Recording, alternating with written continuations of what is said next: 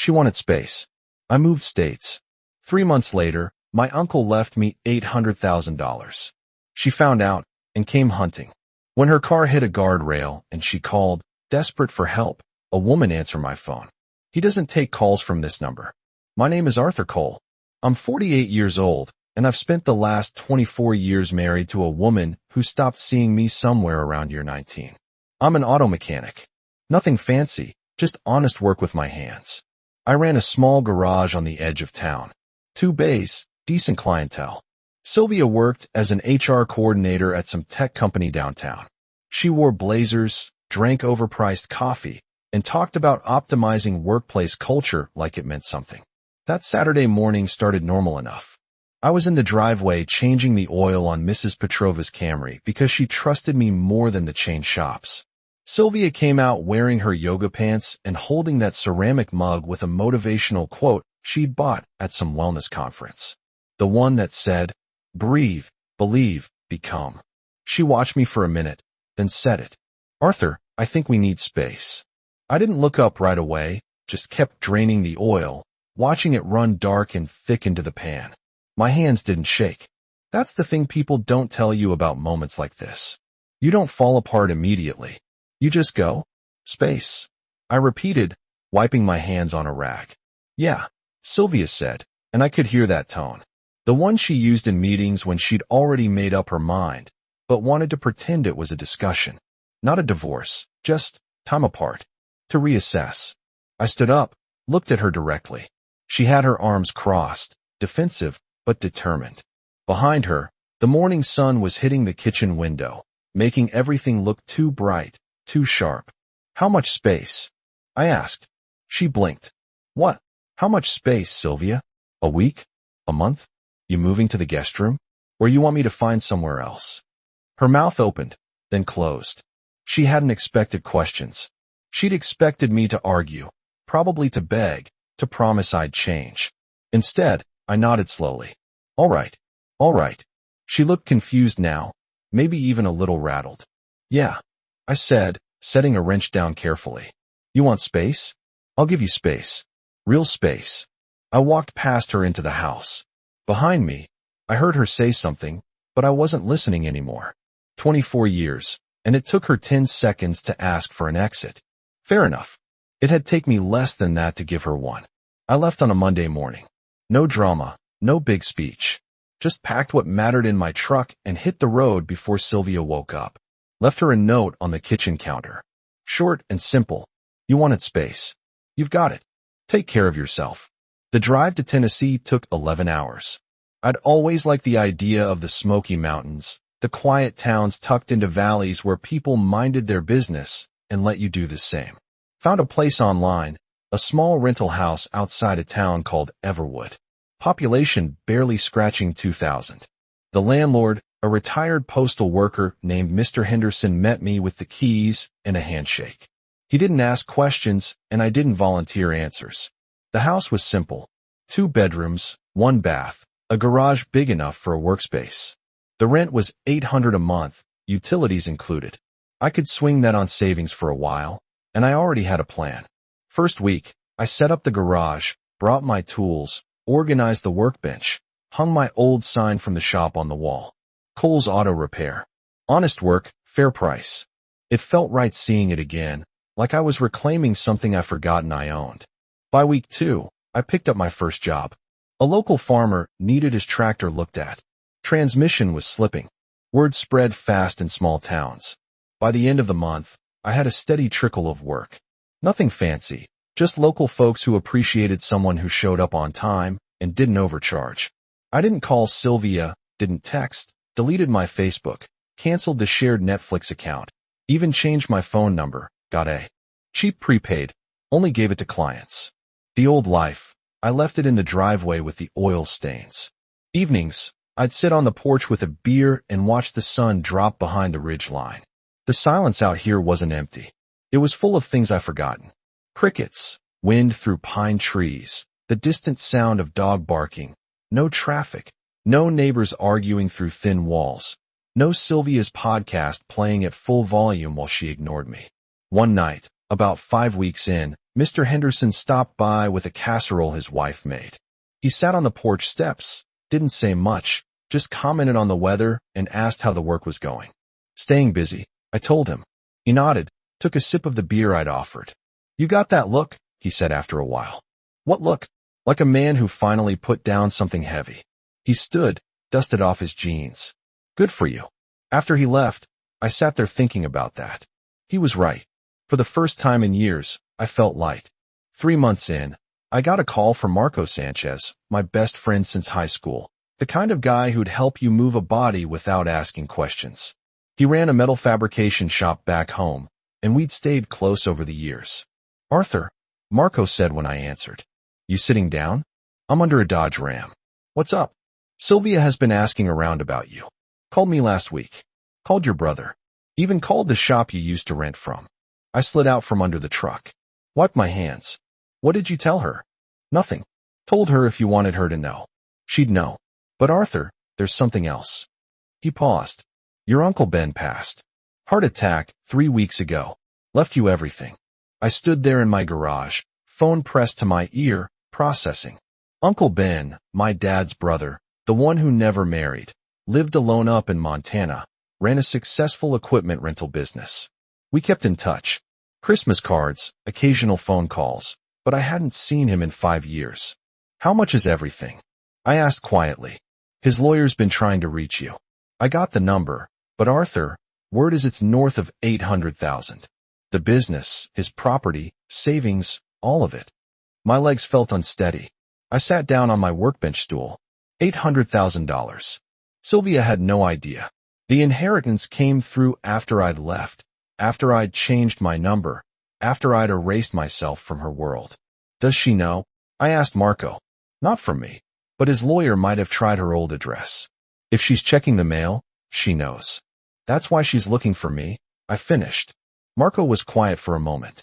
Yeah, probably. I thanked him, got the lawyer's number, ended the call, sat there in the garage, surrounded by the simple life I'd built, and felt something cold settle in my chest. Not anger, just clarity. She didn't want me back. She wanted the money.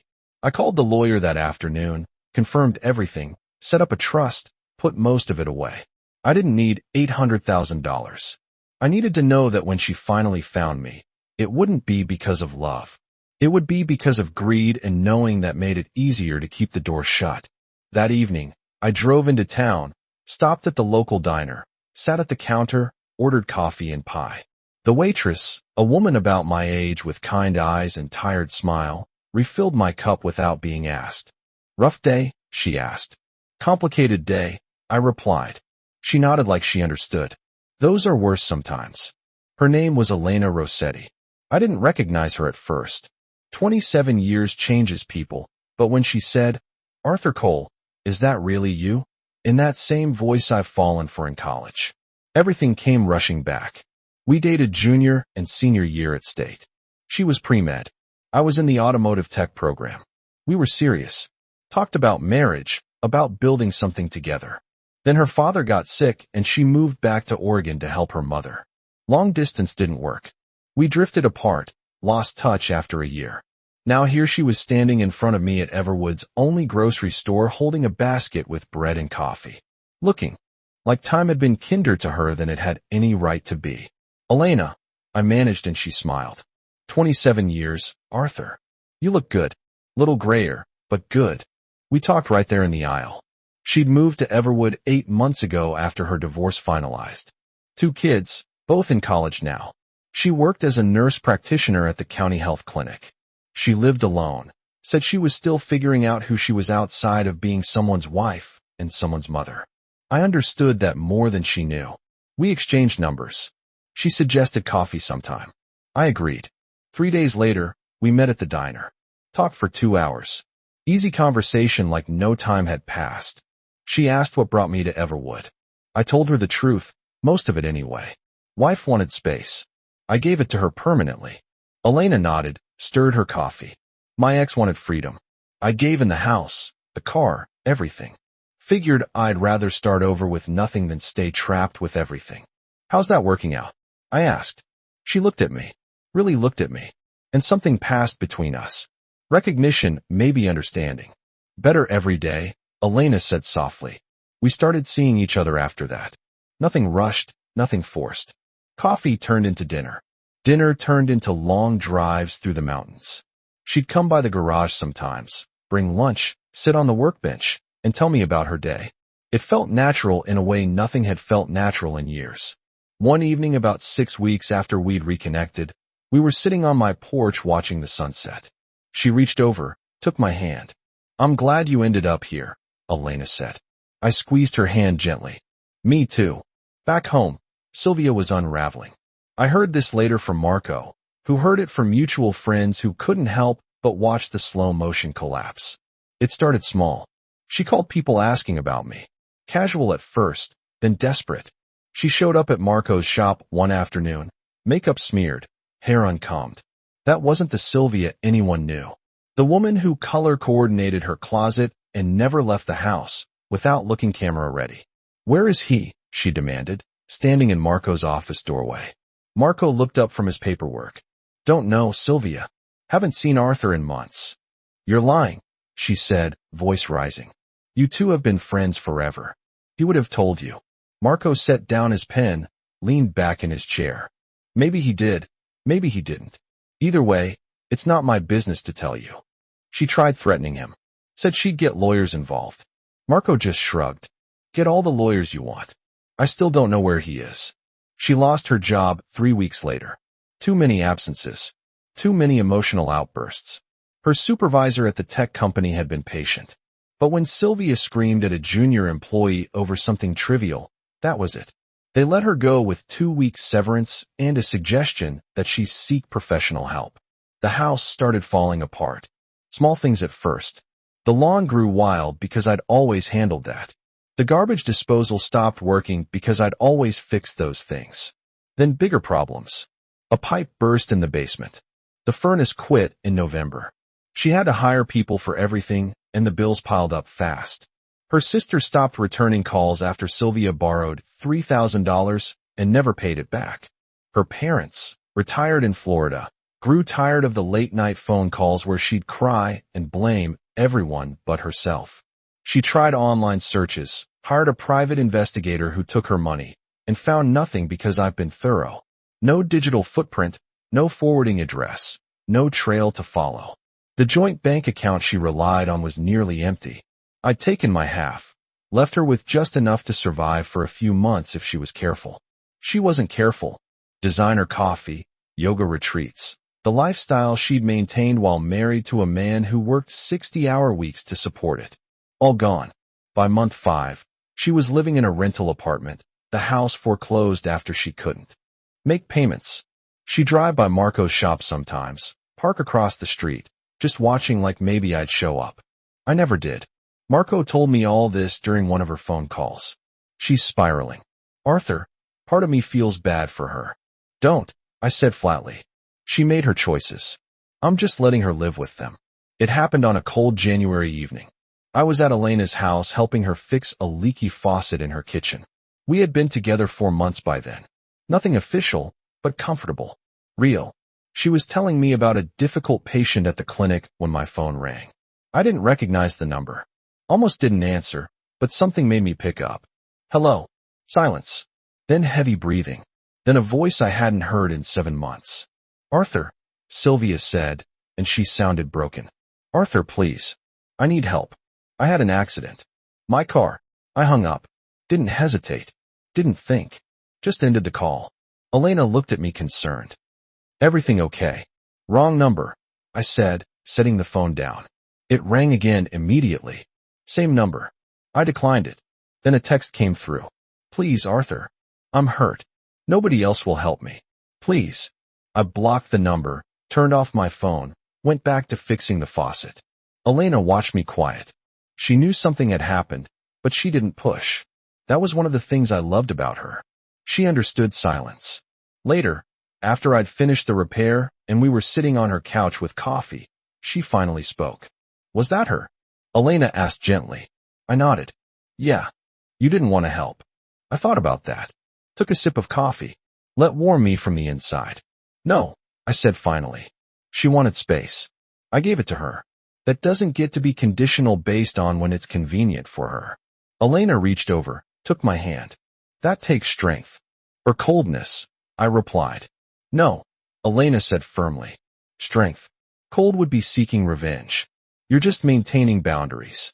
My phone still off sat on the table between us. I wondered if Sylvia was okay, if she really had been in an accident, or if this was manipulation.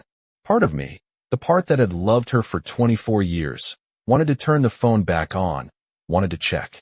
But the stronger part, the part that had rebuilt itself over 7 months, knew better. The next morning, my phone showed 12 missed calls, all from different numbers. 6 voicemails. I deleted them all without listening. Then Elena's phone rang. She looked at the screen, looked at me. It's a number I don't recognize, she said. Don't answer it. I told her. She didn't. But later, curiosity got the better of her. She checked the voicemail. Her face went pale. Arthur, Elena said quietly. Hand me your phone. You should hear this. I listened. It was Sylvia's voice, shaking, desperate. Please, whoever you are, if you're with Arthur, tell him I'm sorry. Tell him I made a mistake. Tell him I need him. Tell him. I deleted it. Hand Elena's phone back. Block that number, I said. She did without question. That afternoon, my old friend Marco called. Arthur, Sylvia somehow got my number. She's claiming she was in a car accident asking me to reach you. Was she really in an accident? I asked. Yeah, Marco confirmed. Minor one.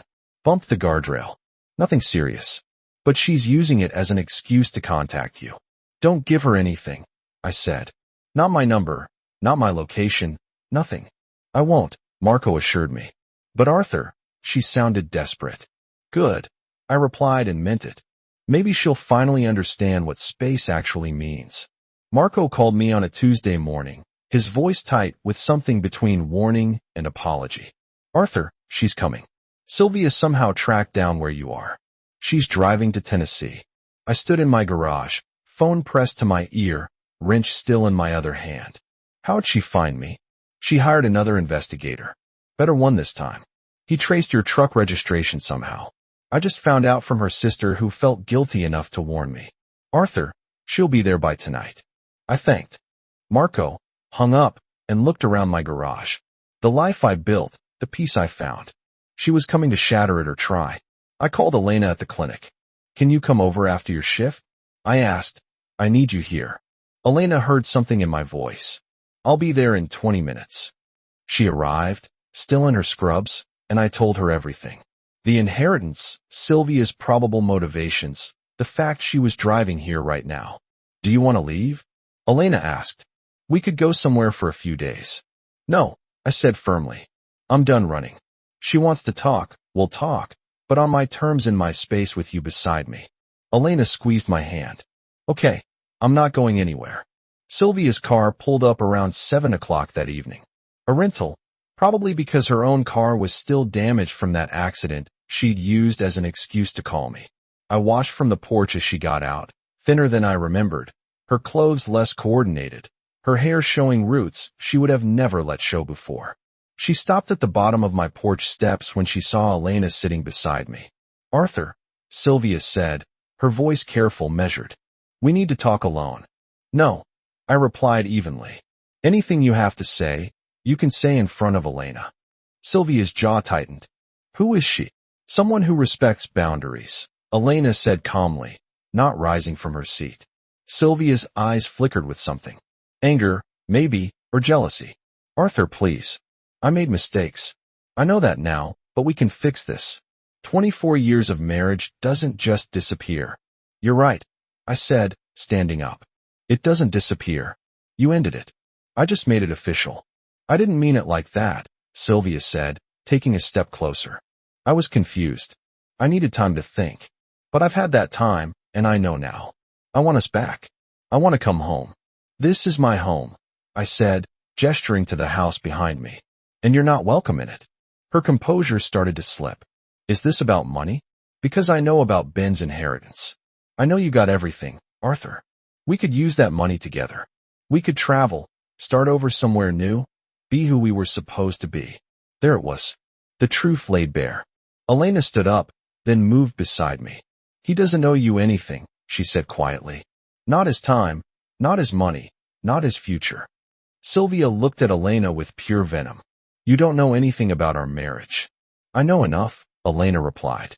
I know he's been happier in the 8 months I've known him than he probably was in years with you. Sylvia turned back to me. Desperation replacing calculation. Arthur, please. I have nothing. No job, no house. I'm living in a terrible apartment, working a coffee shop. I need help. You told me you needed space. I said, my voice level but hard. You got it. You told me you needed to find yourself. How's that working out? Don't be cruel, she whispered. I'm not being cruel, I replied. I'm being clear. You made a choice. You asked for freedom.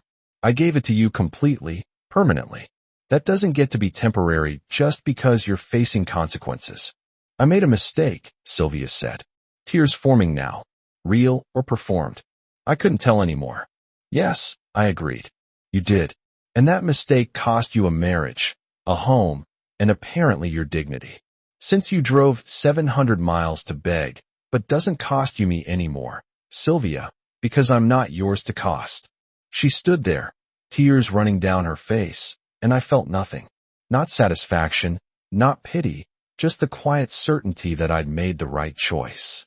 Leave, I said finally. Don't come back. Don't call. Don't write. We're done. Sylvia looked at Elena, then back at me. You'll regret this. No, I said simply. I really won't. She got in her car and left. Elena and I watched the tail lights disappear down the road. Then Elena turned to me. You okay? She asked. I pulled her close, kissed her forehead. Better than okay. I'm free. 2 weeks after Sylvia's visit, I made a decision. I called Elena and asked her to dinner at the nicest restaurant within 50 miles. She said yes, curious but not pushing. Over steaks and wine, I told her about the inheritance, the full amount, what it meant. She listened quietly, her hand and mine across the table. I want to do something with it, I said. Something that matters. I was thinking about expanding the garage, maybe hiring a couple of young guys, teaching them a trade. But more than that, I was thinking about building something with someone with you if you're interested. Elena smiled, that warm smile I'd fallen for all over again. What did you have in mind? Maybe buying some property, building a real home, not running anymore, just living together. She was quiet for a moment. Then she said, Arthur, I need to tell you something first. I have arthritis. It's been progressing for a few years now. My joints, especially my hands and knees. Some days are better than others, but it's not going away. I wanted you to know before we start talking about futures. I squeezed her hand gently. Does it hurt right now? A little, she admitted. Then we'll figure it out together, I said. Bad days and good days. Elena, I didn't survive Sylvia to find someone perfect. I found someone real. That's worth more. Her eyes got bright. You're sure? Never been more sure of anything. We spent the next few months looking at property. Found 10 acres outside town, bordered by woods on one side and a creek on the other. Used part of the inheritance to buy it outright. Then design a house together. Single story, wide doorways, low counters for when Elena's joints bothered her. Made it accessible without making it feel like a hospital. While the house was being built, I expanded the garage, bought better equipment, hired 2 young men fresh out of technical school, taught them how to diagnose problems, how to treat customers right, how to build something that lasted, named it Cole's Auto and Small Repairs. Put Elena's name on the business license as co-owner. She protested at first, but I insisted. You're part of this. I told her all of it. Marco visited in July. Spent a long weekend helping me frame out the workshop on the new property. On the last evening, we sat on my temporary porch drinking beer and watching the sunset. You did it, Marco said. Finally, build a whole new life. We did it, I corrected, thinking of Elena. I couldn't have done this alone. Sylvia came on my shop last month, Marco said carefully. Asked if I'd heard from you. What did you tell her? Told her you were happy. That seemed to hurt her more than anything else I could have said. I thought about that. Good, I said finally. Maybe she'll finally move on. You ever regret it? Marco asked. The way you handled it. I took a long drink. Consider the question seriously. No, I said. I gave her exactly what she asked for. The fact that she didn't mean it isn't my problem. I spent 24 years being what she needed. I'm spending the rest of my life being what I need. Marco raised his beer to new beginnings. Then we clinked bottles as the sun disappeared behind the mountains. And I realized something. I wasn't building a new life to replace the old one. I was building the life I should have had all along. 10 months after Sylvia's visit, a letter arrived. Not to my address, but to Marco's shop. He forwarded it to me with a note. She's still trying. Thought you should see this. I opened it sitting on my porch, Elena beside me. The handwriting was Sylvia's, shakier than I remembered. Dear Arthur, it began. I know you don't want to hear from me. I know I have no right to ask anything of you. But I'm writing this because my therapist says I need closure, and maybe you do, too. I almost stopped reading there, but something made me continue. I've spent the last year in therapy trying to understand why I destroyed the best thing in my life. The truth is, I was bored. Not with you specifically, but with who I'd become. I thought asking for space would make you fight for me. Prove you still cared. I wanted drama, attention, proof that I mattered. When you just agreed and left, it shattered everything I thought I knew about us, about myself. Elena read over my shoulders silently. I know now that I was the problem. You were steady, reliable, present, everything a partner should be. But I mistook steady for boring, reliability for taking you for granted. I thought the grass would be greener somewhere else. Turns out it was just different grass, and I had to mow it myself. Despite everything, I almost smiled at that line. I'm not writing to ask you back. I know that ship has sailed. I'm writing to say I'm sorry. Truly sorry. Not for what I lost, but for what I took from you. Years of your life, your trust, your peace. You deserve better than what I gave you. I hope you found it. The letter ended simply. Be happy, Arthur. You earned it. Sylvia. I folded the letter, slipped it back into the envelope. Elena watched me carefully. How do you feel? She asked. Honestly, nothing much. Maybe a little sad for her, but not in a way that changes anything.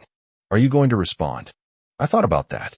Part of me, the part that had loved her once, wanted to write back. Tell her I accepted the apology. Wish her well. But the stronger part knew better. No, I said finally. Some things don't need a response. She got to say what she needed to say. That's enough. Elena nodded, leaned against me. You're a good man, Arthur Cole. I'm a man who learned his worth, I replied. Took me 48 years, but I got there. We sat in comfortable silence, watching the evenings settle over our property. The house was nearly finished. The business was thriving, and the woman beside me chose me every single day, not out of obligation or habit, but because she wanted to. That was worth more than any apology letter could ever be. Later that evening, I took the letter to the fire pit behind a garage, lit with a match, watched it burn, not out of anger or spite, but out of finality. That chapter was over. I'd read the ending. Time to start a new book entirely. 14 months after I left my old life behind, Elena and I stood in front of our completed house. Single-story wraparound porch built with every detail designed for both function and comfort. The workshop behind it was fully operational, and Cole's auto and small repairs was turning a solid profit with 2 full-time employees. Marco had driven down for the housewarming along with a handful of locals we befriended. Mr. Henderson brought his wife. Earl, the farmer who'd given me my first job here, showed up with a homemade pie. It wasn't a big party, maybe 15 people, but every single one of them mattered. Never thought I'd see you this settled, Marco said, standing beside me on the porch while Elena showed Mrs. Henderson the accessible kitchen we designed. You look different, brother. Younger somehow. I feel it, I admitted. Turns out stress ages you faster than time does. Heard anything from Sylvia? 1 letter months ago apologizing. I didn't respond. Marco nodded approvingly. Good. She made her bed. She did, I agreed. But I'm not lying in it anymore. That's what matters. Inside, Elena was laughing at something Mr. Henderson said. Her hands were bothering her today. I could tell by the way she held her glass. But she didn't complain, just adapted. She caught my eye through the window and smiled. That warm smile that still hit me square in the chest every time. You going to marry her? Marco asked quietly. Already asked, I replied. She said yes last week. We're thinking small ceremony, Just close friends. Nothing fancy. Marco clapped me on the shoulder. Congratulations, man. She's good for you. She's good, period, I corrected. I'm just lucky she thinks I'm good for her, too. As the evening wound down and guests started leaving, Elena and I found ourselves alone on the porch, watching the sun disappear behind the ridge line. The same view I'd watched alone 14 months ago, but everything was different now. You ever regret it? Elena asked softly. The way it ended with Sylvia? I thought about the question seriously. No, I said finally. I regret the years I spent trying to be enough for someone who didn't value it. But leaving? That's the best decision I ever made. Let me hear. Let me to you. Elena squeezed my hand gently. I'm glad you listened when she asked for space. Me too, I said. Turns out space was exactly what I needed. Just not from her. From the version of myself that thought I deserved less than this. We sat there until the stars came out. Until the night sounds of the mountains surrounded us. Somewhere in the distance, an owl called. The breeze carried the scent of pine and possibility. My phone buzzed. A text from one of my employees about a job scheduled for tomorrow. Simple, straightforward. Nothing dramatic. Just life moving forward the way it should. I looked at the house we built together. The business with both our names on it. The future we were constructing one day at a time. This wasn't a revenge story. It wasn't even really a comeback story. It was a story about a man who finally learned that sometimes the best response to someone asking you to leave is to actually go, and keep going until you find the place where you were meant to be all along. I found mine right here with Elena beside me, building something real from the ashes of something that had been dying for years. Sylvia had asked for space. I gave it to her completely, permanently, and in that space I found myself. That was the real victory.